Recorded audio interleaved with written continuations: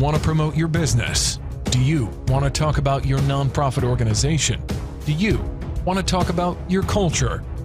Introducing the online web TV, Afrique Today. Fogham, where you can watch us live at the same time on 4 platforms: Facebook, YouTube, Twitter, and using the Afrique Today app.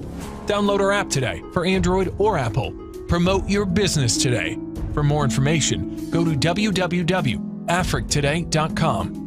Afrique Today, the best of digital TV.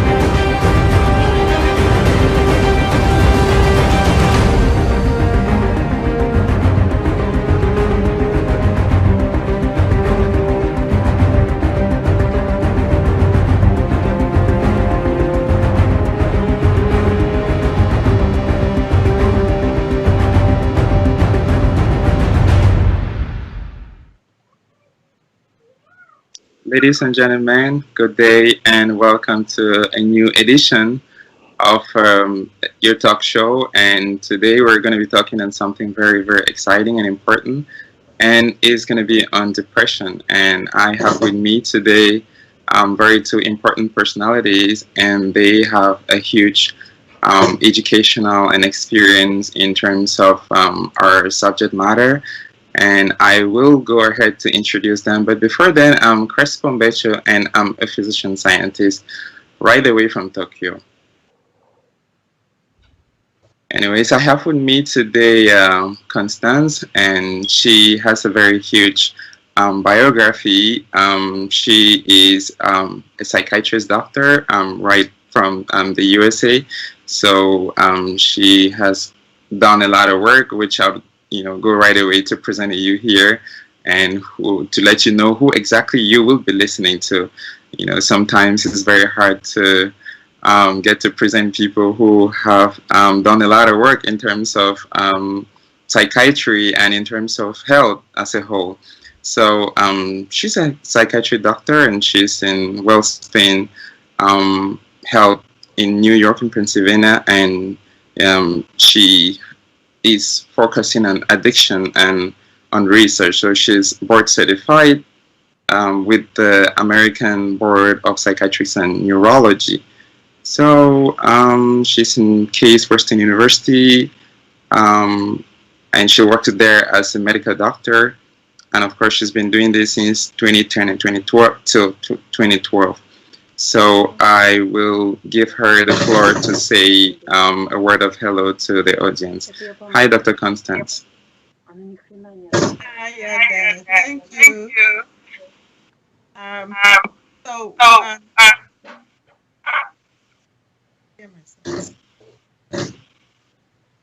Yeah, Dr. Constance, you just say hello, or whatever you want to say. I want to make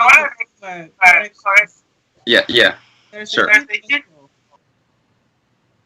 Oh, okay, I see. But it's okay. I am with Wellspan Health in York, Pennsylvania. Pennsylvania, yeah. Oh, okay, all right, thank you. I've been here since 2005, and in between around 2010, I went to Case Western in Cleveland University Hospitals. 15 months then came back. So this is my main hub. If not, I did the fellowships in addiction and research at Boston, and prior to that, my psychiatry residency in Cleveland, Ohio, medical school in Hughes. Okay, thank you very much for that presentation. I mean, it's great. I couldn't see all of that. I'm sorry. And next we have Dr. Enwerim. Did I get the name correctly? Yes, you did. Dr. Enwerim is with us today. She's a senior research fellow. She worked in Nigeria with United Nations Development Project, and she's assistant professor with the Department of Nursing at Howard University. You're welcome, and could you say hi to the audience and tell them a word of good evening or good morning? Well, good evening from the U.S., Maryland, and as I've been introduced, Dr. Warren. I'm in the Department of Nursing. I'm an associate professor in the Department of Nursing, and my area of interest is looking into health inequalities, health equities, and health disparities. So today we'll be looking at mental health with focus on depression. Another area I'm interested in is in teen pregnancy. All right, thank you very much. Yeah, myself, I'm Crespo Becho Diabamo, and I am a physician scientist based here in Tokyo at the moment, and I work with Hoken Kagaku, which is one of Japan's top research bodies in terms of biomedical sciences. My background is infectious disease and global health. So yeah, thank you very much for joining this session of today. I'm looking forward to having a very fruitful and very inspiring talk with y'all tonight. So today we will talk on depression, and depression is something which is we find very commonly now in our society. Most importantly, here in Tokyo, and if you look at statistics, just recently, I think 2 weeks ago, the number of people who actually died of some kind of, psychiatric or depressive-related disorders in Japan was higher than the number of cases or people who have died here due to COVID-19. So you can understand how generally the concept and the problem of depression is in the world. So, but then before we start, I would like us to talk more openly and more generally.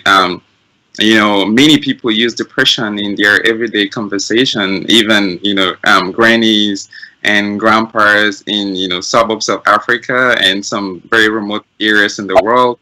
But then we would like to know, what's depression actually? How can a lay person understand what depression is? So this question first to Dr. Constant, and then Dr. Enward, maybe she can some more light on it. So, Constant, this is you. This is your Thank field. you again, and hi everybody. It's really my pleasure to be able to come on this platform and discuss mental health.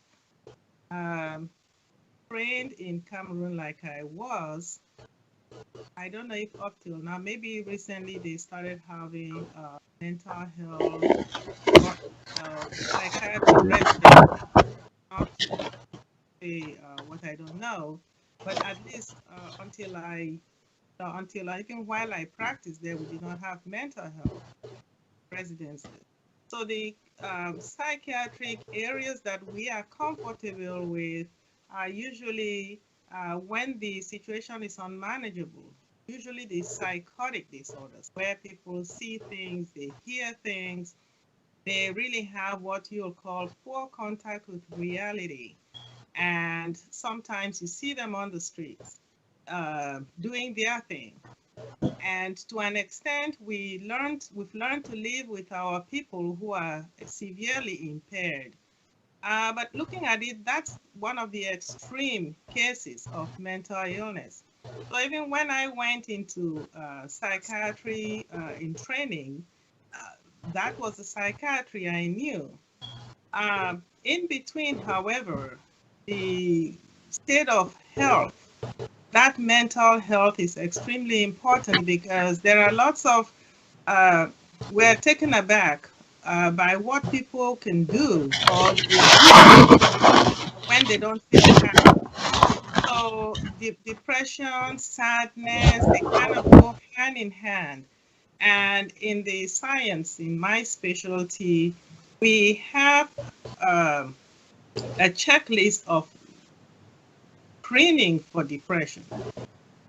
Okay, a sadness, of course, is one of them. So the person is sad most of the day. Of course, in children, the adult will be sad, maybe withdrawn and flat and isolative and not getting out of bed.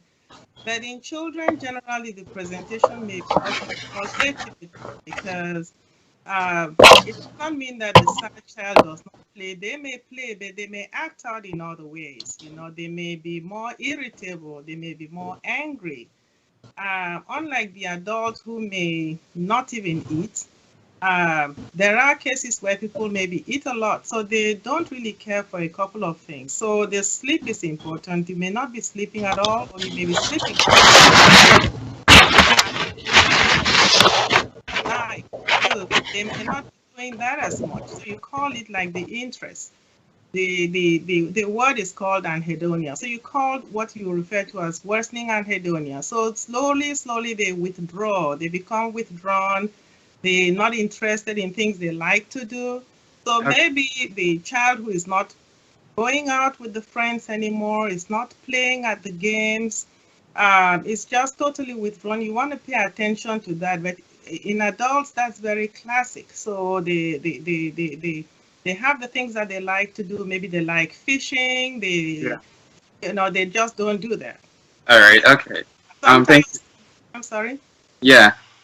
Yeah. Thank you very much for that. I think we really understand what you're trying to say, but I would like you to narrow it down in terms of understanding what depression is in a more developed setting, just in a very summary, and understanding what depression is in a a low income setting, for instance. So can you just try to make us that clear in 60 seconds? Yeah, so that's exactly what it is. Depression is feeling sad, and the sadness goes with some of these things. So the kid who is more withdrawn, or maybe the kid who is acting out more, you want to pay attention to that. It could be depressed. For the adult who is just not keeping up with a lot of things, maybe the energy level, they are losing weight, or they are not paying attention to the idea, or sometimes they are even like here. They are kids who turn upon themselves. You call self-injurious behavior. Before you know it, sometimes people are cutting on themselves or burning themselves or making other gestures, especially the end, of course, is the unfortunate thinking of that they just don't want to be around anymore. They want to die. So those are the symptoms of depression. All right, thank you very much for that. That was a good explanation for what depression is. But then again, just before I go to Dr. Enwere, I would still like to ask you this other question, Dr. Constance. Usually, the concept of depression is hard to get or hard to actually save with a certain degree of certainty in less developed settings. So how can a parent identify this particular case and be for sure that this is depression in a village somewhere, say in Cameroon, in West Africa? The parent is, a grade 4 or grade 6 school leaver and has no idea, but just knows that, oh, I hear the word depression. And then, how can that parent identify that for real, this my kid, my son or my daughter is depressed? I think the index of suspicion should be high. So any change from what is supposed to be your child's baseline, if the child the grades are falling in school, for example, it should probably be a red flag. If, like I said, they are not engaging in things that they used to like, it should be a red flag. If they are losing weight, it should be, or they are not paying attention to themselves, it could be a red flag. Anything that takes them out of the norm should be a red flag. If you have a high index of suspicion, because quite often they will not tell you, and there is no good way to go around it unless you have a very good therapy. What you will say, like the communication is open and they are able to tell you, but quite often the children identify with their peers. You know, so they identify with their peers, and it's not with the parent that they tell those, according to them, they consider deep thoughts. Okay, just a follow-up quick question. Does this occur like on a regular basis, or is this a rare thing to have? Like, you know, you have a kid who is all very good, and then just all of a sudden, maybe out of the blues, the kid starts, you know, showing you the red flags you just cited. Does this happen? I mean, like, how frequent do we have this? I don't want to give the wrong stat. I think Dr. Nkechi has some of the stats, but it's extremely high. Okay. So this is very, very common. The school systems, for example, here, the school counselors sometimes are very attentive to that. In our system, where we don't have school counselors and we don't have a reporting system or a monitoring system for these kids, it all falls on the family. But it is very common. Okay. Okay. So, Dr. Nkechi, regarding this follow-up question, what can you say about how frequent we do get cases of kids who, you know, kind of change attitude, change behavior? All of a sudden, the kids who was fine and succeeding in school, and all of a sudden just becomes, you know, recalled to themselves, and, you know, they don't want to have external contact, or they don't, you know, they start acting strange, as most parents will say. How frequent do we have this situation? Most important in less developed settings, where these parents will just sit back and be like, oh, maybe my child is sick, he's got some malaria or something, and then, you know, that'll be it, and then they will try to give all kind of therapy they can. So, but how often do you think we have these kind of situations? Dr. Nkechi, I think you're on mute. Can you just touch the can you just unmute yourself, please? Yeah. The thing is, with statistics, what we found in the literature is that the frequency, or if I use the word, the level of depression is more with adolescents. Oh, with adolescents. It's even more men than women than men. So when you do all those comparisons, however, like Dr. Epong made mention, when you start seeing behavior that is more stable, you understand? You know, someone can have like a trauma, someone can come in depressed because mommy or daddy deprived them of something that they wanted, but that is temporary. But when it becomes more, you begin to see that character, you begin to see that behavioral change becoming more often. Then, based on what she said, they begin to look into depression. However, we have found out that there's some screening that you can use to be able to trace depression, especially with children. And one of the screening tools is called adverse childhood experiences. Adverse childhood experiences. It's like a 10 questions. And those questions really ask you things like emotional abuse. An example of emotional abuse could be swearing. Does someone swear on you? Does someone curse you out? You know, that's example of emotional abuse. Or somebody talk down on you. Because if somebody really talk down on you, it will affect you. You know how you feel. So that is also considered as emotional abuse. Another thing is physical abuse. Back home, we beat our children without even explaining to them what the problem could be. Some of those things are considered trauma that build up into depression at adult stage. You also have the sexual abuse. You have household substance abuse or parental separation like divorce. These are things that have been found out based on the ACE. That's what we call it. That's the adverse childhood experience that have contributed to trauma and that have led to depression and other chronic diseases that we see at adult stage.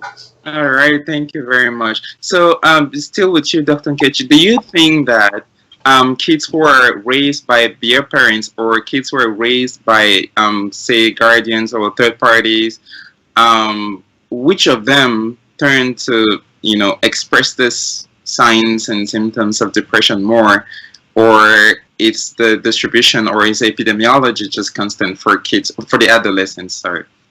Well, from like I said, with the ACE questionnaire or screening, these experiences, that child must have experienced what I consider as trauma between the ages 1 to 18. So it really does not matter who really brought that child up.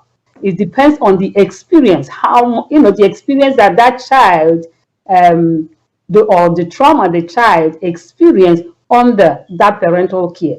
It could be a grandparent, it could be a direct parent, or someone that took care of that child. So, but studies have shown that people that score high in this ACE questionnaire are people that will, down the line at adult age, begin to experience those trauma, those depressive experiences. Oh, all right. I see. Thank you very much. Thank you so much.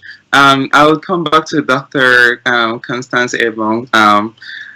We are looking at the situation here. I mean, you're in the States, and we're also at the same time looking at what is happening in, let's say, most African countries. They actually right now have a shaky, geopolitical condition, and it's kind of really hard for children to thrive or to give the best of themselves in such conditions. So let's take the case of Cameroon, for example. It's one of those countries in Central West Africa where there has been an ongoing crisis now for the past 3-4 years. I don't know.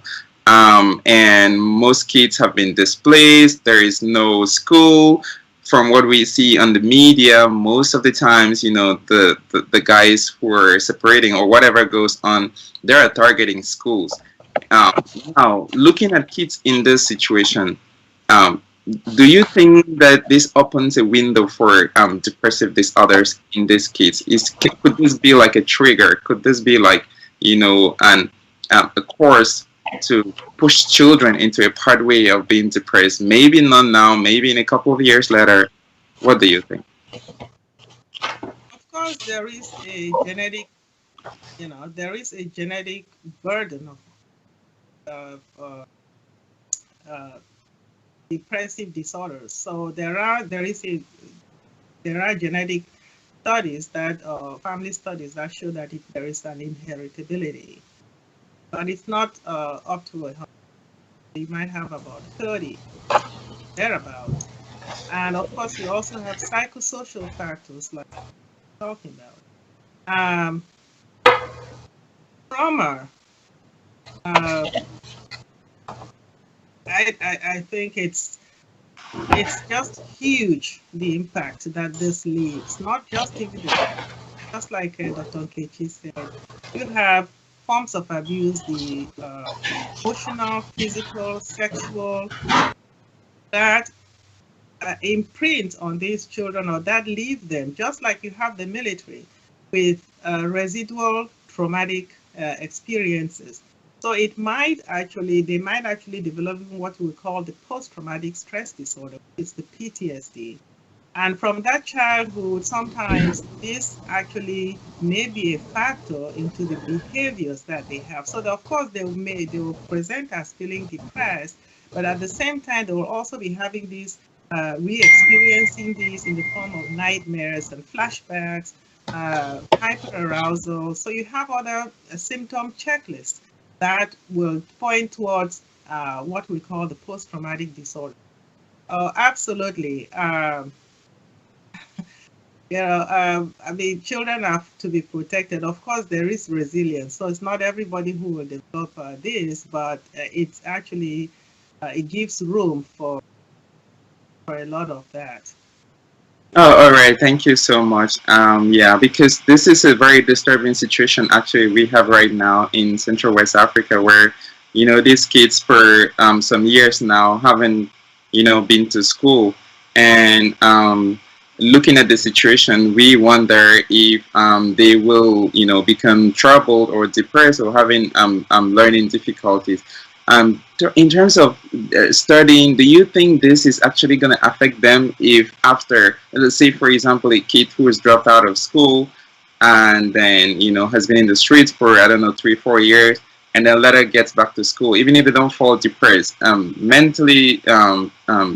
mental-wise, do you think they will just, catch up and integrate as if nothing happened, or they will have some drawbacks or, in terms of mental health? There is definitely going to be mental health issues, even if apparently you think they are functioning well. There's definitely going to be residual effects of this. I wish we had a system where they get the help, because there is therapy. There is a lot of therapy that's available, at least here, for all levels of difficulty. If that were as available, unfortunately, I don't think that's available.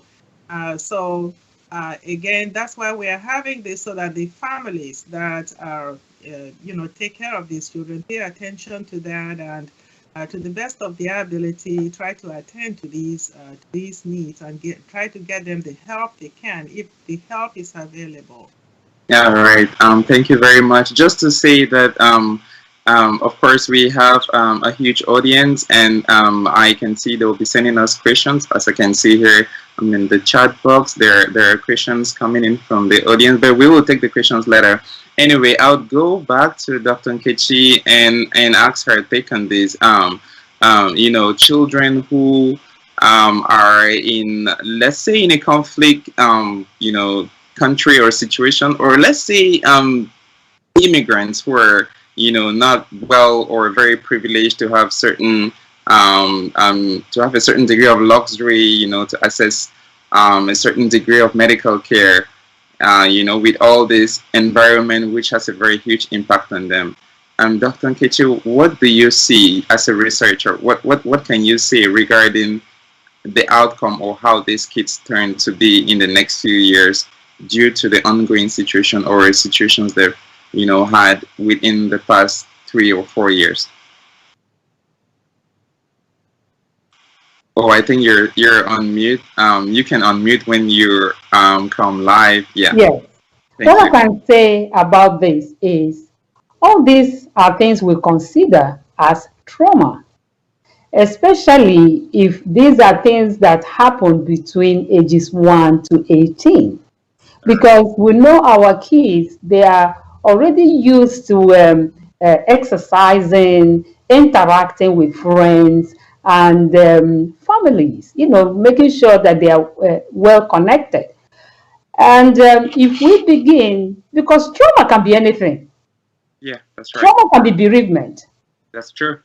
Trauma can be separation, especially when you are separated from friends or when you are separated from families. That's trauma. What you may consider as trauma may be, my own threshold may be a little bit different, but it's trauma.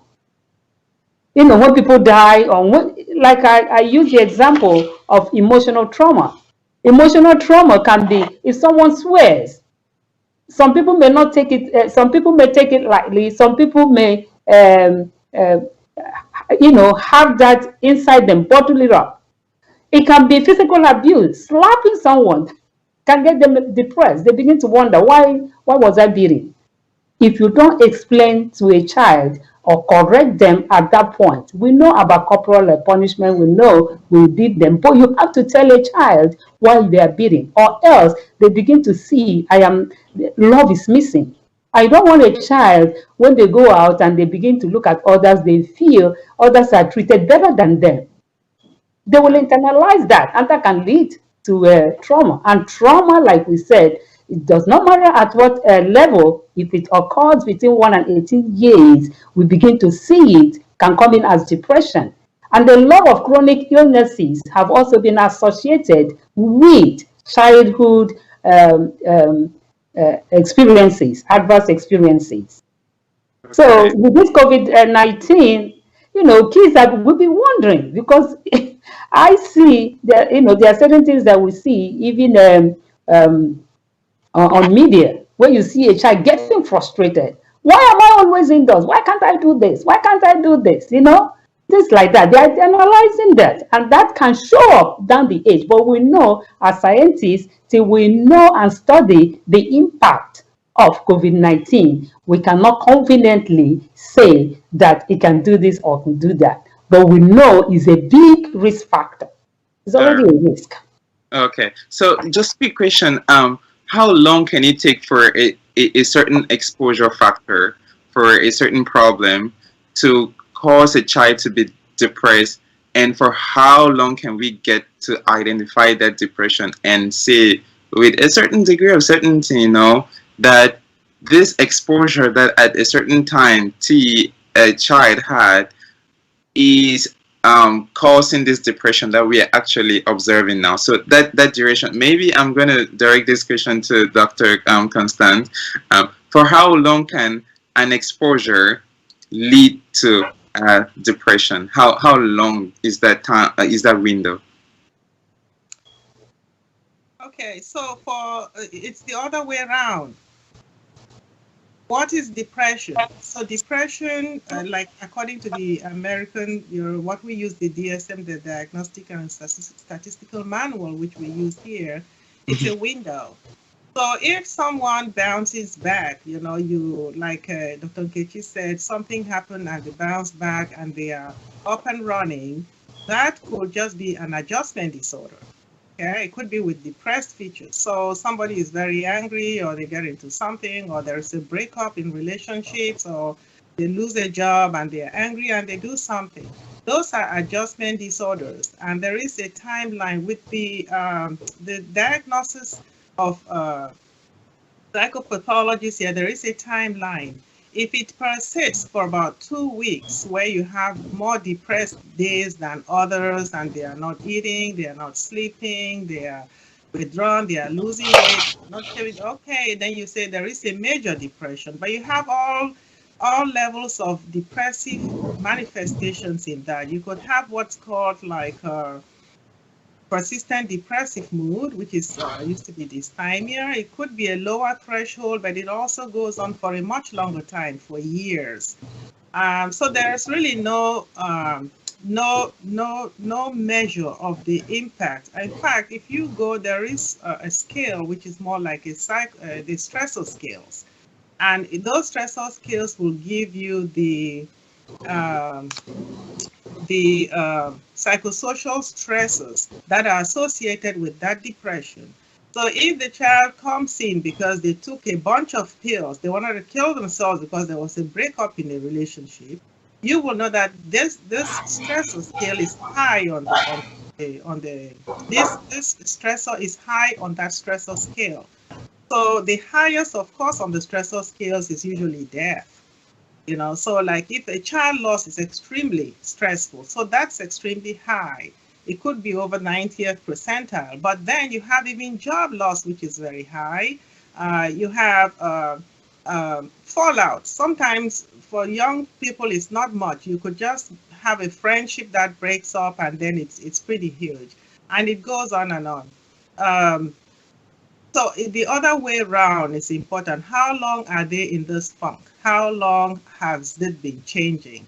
And what are they manifesting with these changes?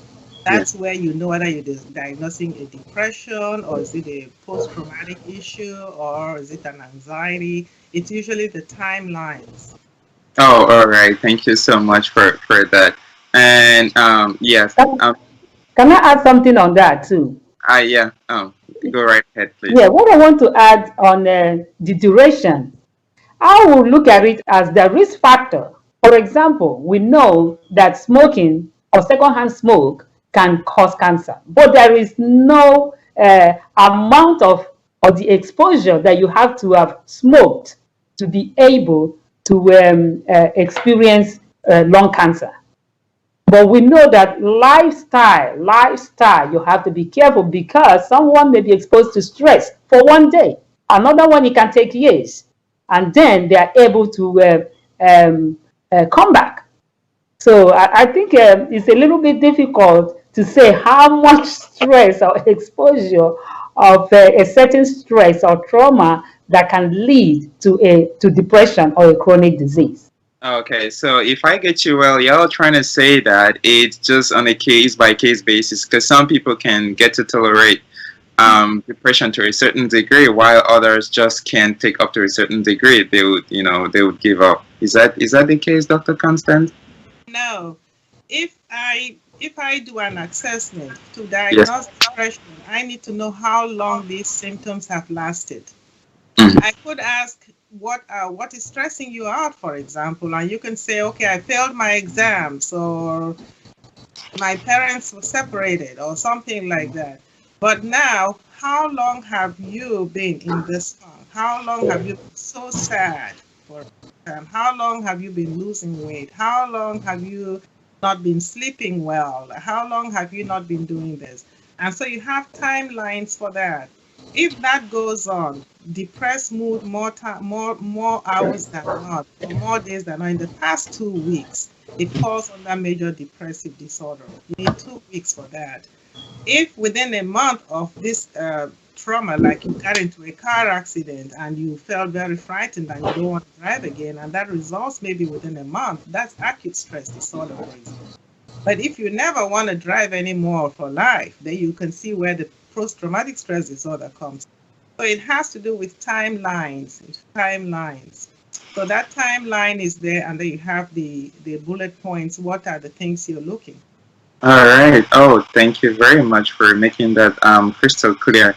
Oh, but now, given all of these situations we have here, Dr. Nkechi did make mention even of the situation with COVID that we're having now, and kids are like, oh my gosh, I feel like I'm stuck up in my home for so long. I can't play out with other kids in the streets. So it's really a difficult situation, and I guess it's not just kids.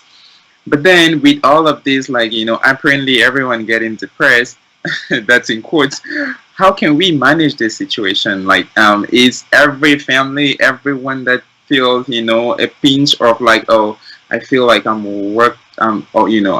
working out myself. I feel like, oh, I'm in the closet.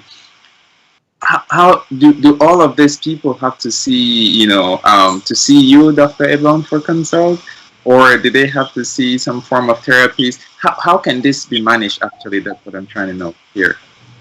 I could be the first line, or I could also be the last line. Okay. People have a lot of choices. So the primary care doctor, who is the one that comes into contact with a lot of doctors, right now is mandated to always screen for depression. So you have what they call the PH9, which is the patient health questionnaire. So this Mhm. is factored into all your routine visits to every primary care doctor's office. And so they just have a few screening questions like little interesting things, feeling down, feeling tired, poor appetite, feeling bad about yourself, trouble concentrating. And once they have any indication that you are depressed, they can, number one, prescribe medication if you want. We have a whole bunch of medications for that. And also encourage you to follow up with psychiatry or a therapist or both. The therapist also, sometimes when you're concerned about the children, since it's more of behavior, the parents will quickly usually see the therapist first, or even their pediatricians, and they can do that screening. And once they have any indication, then there are lots of things that they can manage at that level. But when it gets a little more complex, then they can send now for medication management. So you have medication management, you have a lot of therapy management that is designed for the different age groups. Yeah. Yes, you have therapy for 5-year-olds, and you have therapy for adolescents, and you have group therapy, individual therapy, and all sorts of therapy. Yeah, I can imagine that. Okay, thank you so much. Yes, Dr. Nkechi, coming to you right away. Not everyone has that privilege to be able to consult, to have a therapist, or to be able to see a primary care doctor. In some very remote areas, it's kind of hard. They just, believe on what their great grandparents they transmitted them, because they're, hundreds of miles away from a nearby health center, which doesn't even have a physician or, a state registered nurse or something. So, Dr. Nkechi, in such situations, and if the parent or the guardian realizes, like, my kid has got a problem, and it's mental health, how do you think they can try to manage this personally in the family, first of all? Well, like what WHO advocate is, find out from your child what could be the problem. Do they have problem at home? Is it problem at school? Ensure that you create a trusting form of relationship such that your child can trust you and talk to you. Encourage them, to be engaged in exercises. Make sure they sleep at their normal time. However, if the condition persists, it's always good to seek treatment. Because, Okay. it's always good to seek treatment and then get an advice from someone who is an expert in that area. Okay. So But with your own part, find out what could be the problem. And okay. see if you can talk them through. All right. Thank you very much. So the parents should try to, check out are there sleep irregularities with my son or my daughter? Is my son, go okay at school or not, and stuff like that, and then try to have a talk with their children. But what happens in, say, for example, most African settings where it's very hard to see parents sit down and have a talk with their kids, as parents talking to their children. Usually it's like, oh, did you go to the farm, did you fetch water, did you and if not, and then you get some flogging or some because you didn't do that. So how can they even get to understand this condition? What do you think they can do should, in case their kid is in a state of depression, but it's not just customarily for them to talk with the children? How do you think in such situation kids should, or that situation should be managed? Well, one thing is, like Dr. Ebon shared with us, when you see these symptoms, when you see that your child is beginning to lose interest in certain aspects of life, as a parent, I expect to participate in your child's life. Ask questions. Find out what could be the problem. Don't snap at them. Listen to them. And then that can help you, like she said, be able to know what the problem is. But awareness is very, very important based on the question, based on what you just said. Because if you are not aware of some of the symptoms of depression, you may consider sleeping so much as a sign of laziness. Oh, you don't want to go to the farm. You don't want to go to fetch water. So as parents and as community health, public health nurse, it's very, very important that we educate. Because it's, each time I talk about this, I want to associate it to other chronic illnesses. There are people who are hypertensive and they are moving around without knowing that they have that. If we don't tell them and teach them the signs and symptoms of some of these depression, they will not understand, and then you will not blame them. So awareness is important. Okay.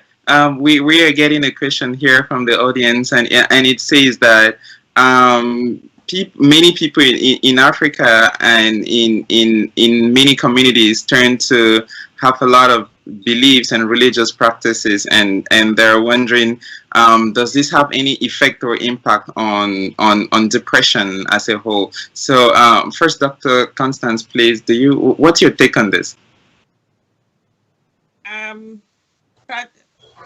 What's the difference? Cultural sensitivities is one of the courses, or it's one of the aspects of training that is reinforced here.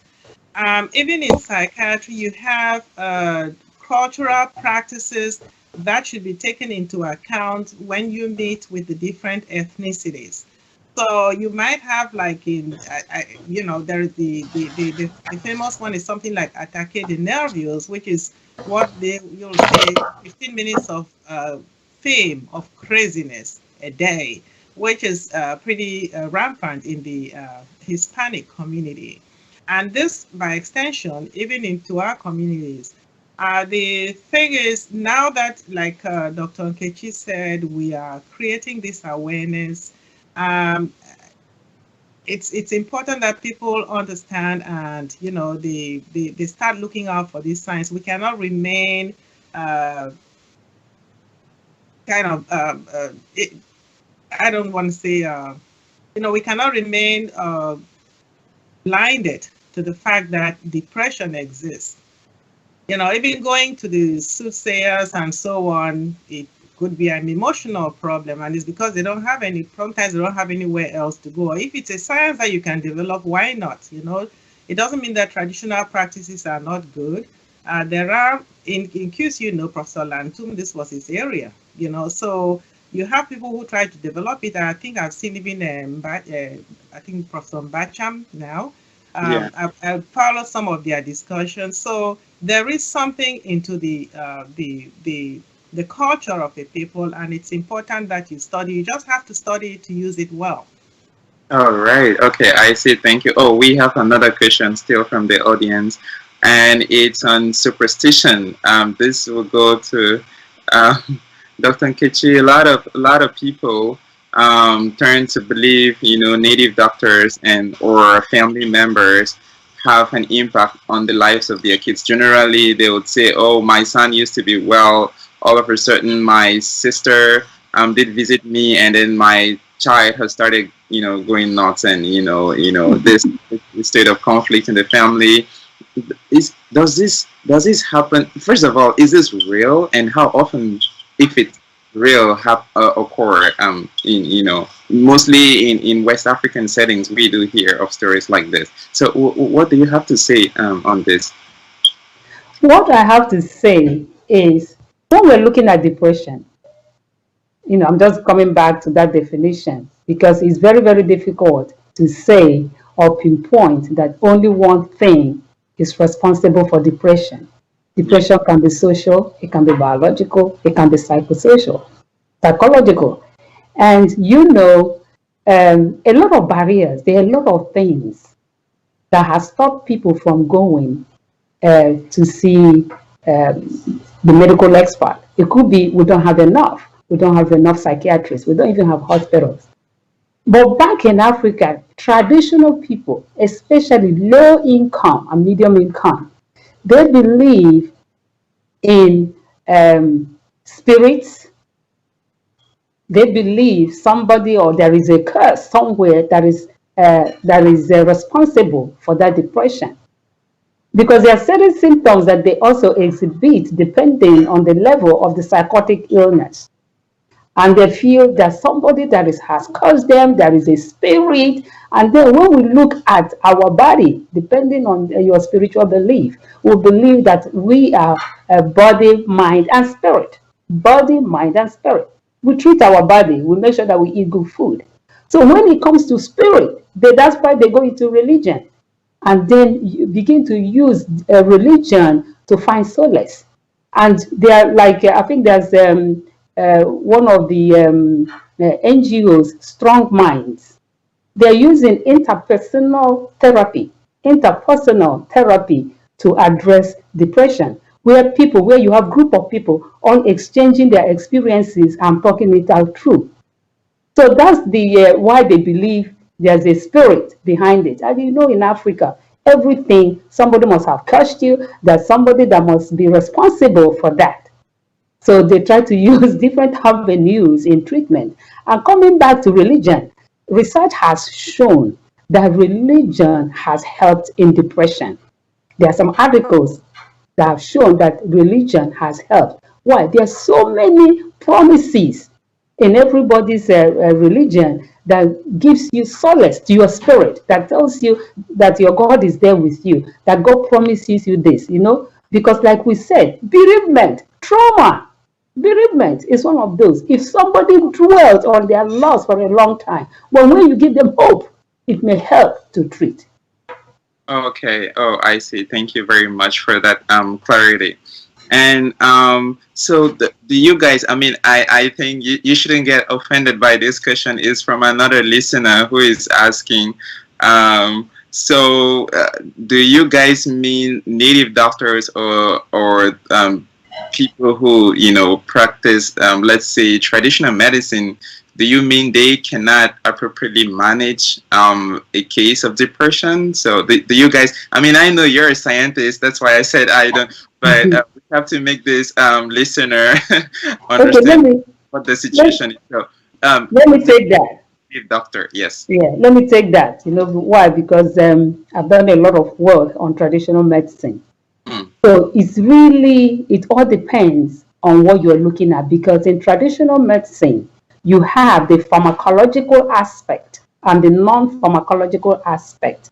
And the pharmacological aspect is when they use herbs, when they use a part of a plant, when they use a seed or whatever to use in treatment. Why? Because we all know it, that some of these plants that we have, by the time scientists go in and start extracting and isolating compounds, they contain medicinal chemicals. Even chloroquine, quinine came from plants. When we talk about vitamin C, we say that vitamin C, if we look at citrus fruits, they contain vitamin C. So there is, I believe, and I strongly believe that, because I have done some isolation and been able to characterize and look at biological activity, we have plants that have medicinal value. Plants have medicinal value. But the other non-pharmacological aspect, when it comes to spirits, where they evoke spirit, because I don't know whether there is power in that. Where people say they use mirror, I don't know whether there is anything in that. But one thing I know is there is, depending on your spiritual inclination, for me, I believe there is hope. If you believe in your faith, it helps with the emotional aspect. But when it has to do with a disease process that is biological, that they have found that there is a chemical in the brain or somewhere in the brain is lacking, then you have to see an expert. But religion will address your emotional aspect too and make you bounce back faster. Oh, okay. Thank you so much. Dr. Constance, what's your take on this listener's question on traditional practitioners managing depression? I mean, I know you're a psychiatrist and this is your thing. So do you feel offended?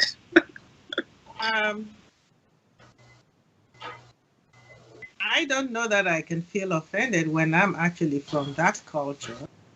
It's more like, what should we be doing about it?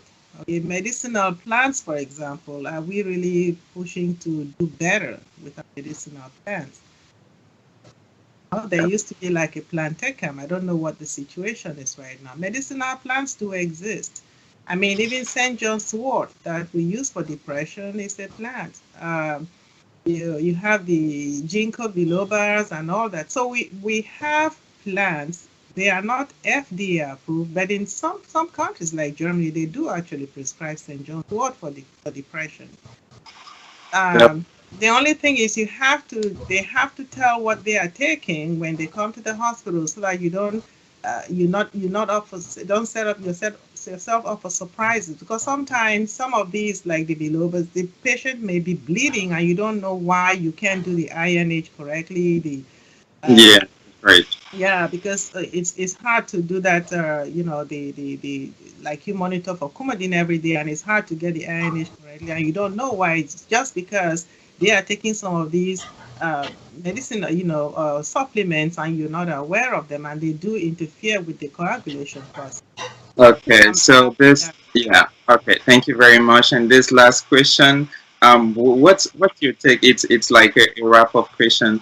What's your take on this? Say, in most African and immigrant families where they actually, don't spare the rod. I quote, don't spare the rod and spoil the child. On depression, if a kid is depressed during the thing, the kid is becoming lazy, or has joined a gang, or and they beat the hell out of the kid. What's your take on this? yeah, there is no room for corporal punishment. It's a no, no. It's a no, no, and we, at least over like those who are out in the countries where it's a no, no. If the child said that, then you are in for trouble. So there is every other way, even if it's a toddler or from when they are born, to just continue to know how to communicate and engage these children without ever lifting a finger. So it's a no-go zone. Uh, it has to get to that level of legislation um, for our own systems at home, I believe. Because it's very, very traumatizing in many ways. You've seen the famous musician who could show you his body, and he has lines of scarring from stuff like that. It's not a good thing to see. And we see that we are able to finally raise these kids without ever lifting, ever lifting a finger, and still be able to engage. And so it's a process that can be learned, and it's done. And there is no room for corporal punishment. Yeah, all right, thank you very much. Dr. Nkechi, your take on this. Generally, with immigrant parents or with families in Africa, the parent is just gonna do a sign with the finger, and then the kid is gonna be like, oh, that's a mm-mm. So, but what's your take on this? Do you think generally we shouldn't? Do you think generally, corporal punishment or flogging the kid has some negative impact on making the kid who was on a pathway of depression get worse?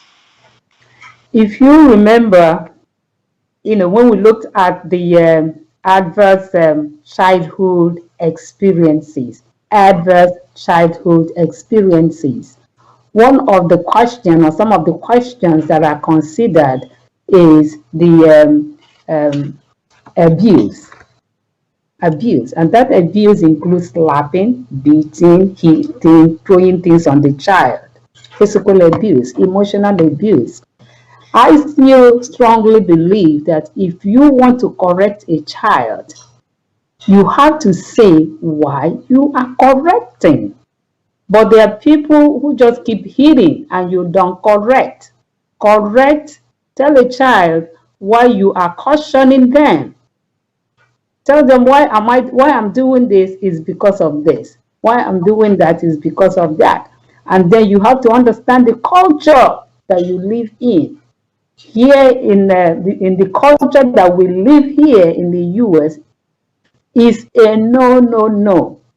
Back in Africa, we see that. But then, that's what we're talking about, awareness. Let them know that if you want to correct a child, you must explain why you are correcting that child for.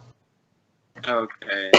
Yeah. All right. Thank you very much for that. And I think our viewers are pretty happy with the responses that y'all gave regarding their questions. And yeah, this will be about that for our today's edition. And thank you so much for being there. I had a very wonderful time with you guys. It's been with Dr. Constance and Dr. Nkechi. Thank you very much. And we especially want to thank Afrique Today for this opportunity once more they've given us to be able to carry out this program on their platform, and most importantly, the Patriot Foundation under their KZEC program. So thank you very much, and stay tuned some program on Afrique Today. And until then, see you next time. Bye-bye. Thank you.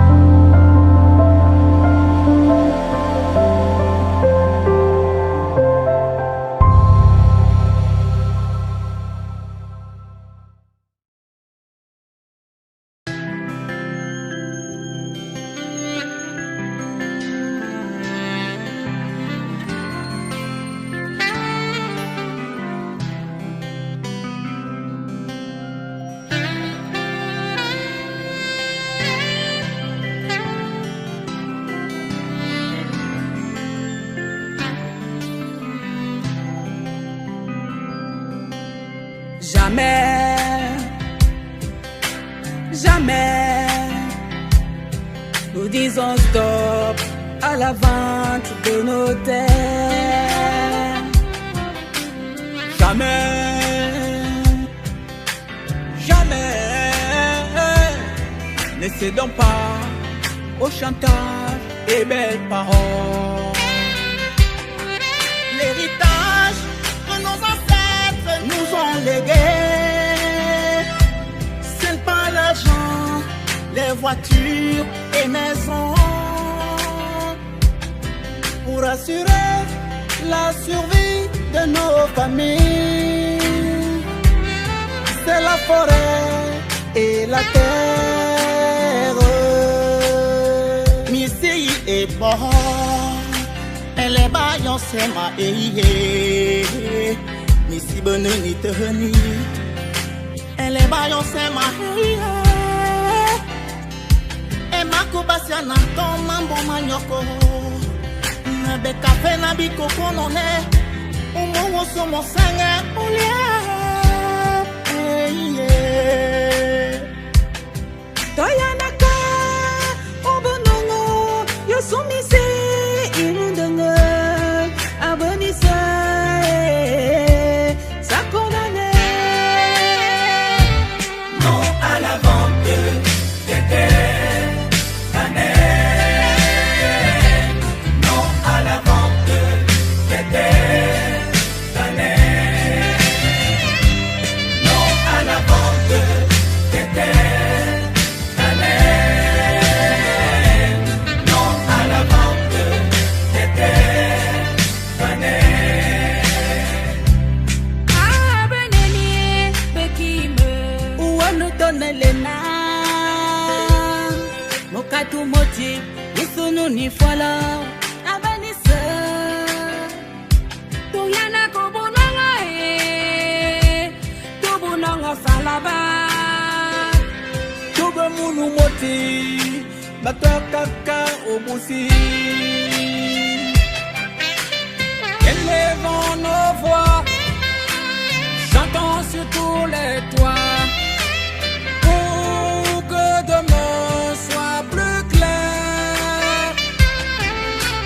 Si t'entends ma voix, la voix des sans-voix, ce qu'on a de plus cher, ce sont nos terres.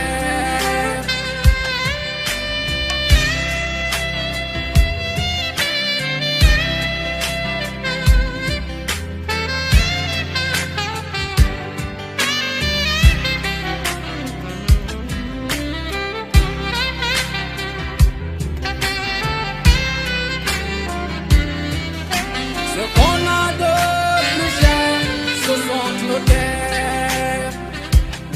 Toyanaka, obonongo, yo sumise, irundanga, abonisa, sakondane. Non à la vente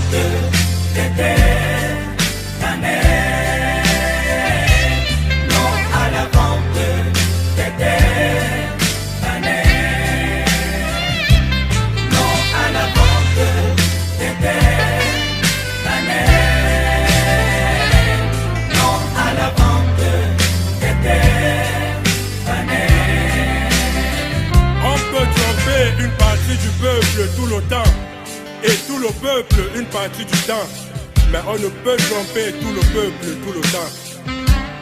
Oui au développement, non à l'exode rural.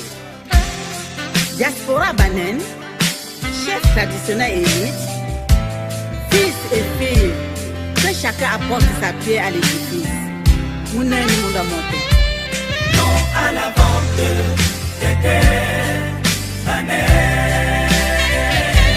Non à la vente des terres banais. Non à la vente peuple Banen. des terres banais. Tous nous sommes interpellés. Non à la vente Soyons unis. des terres banais. Non à la vente Bonne année petit me partenaire. banais. Mon tante motive faut finir pour l'or. Non à la vente Mon année foyer et moi.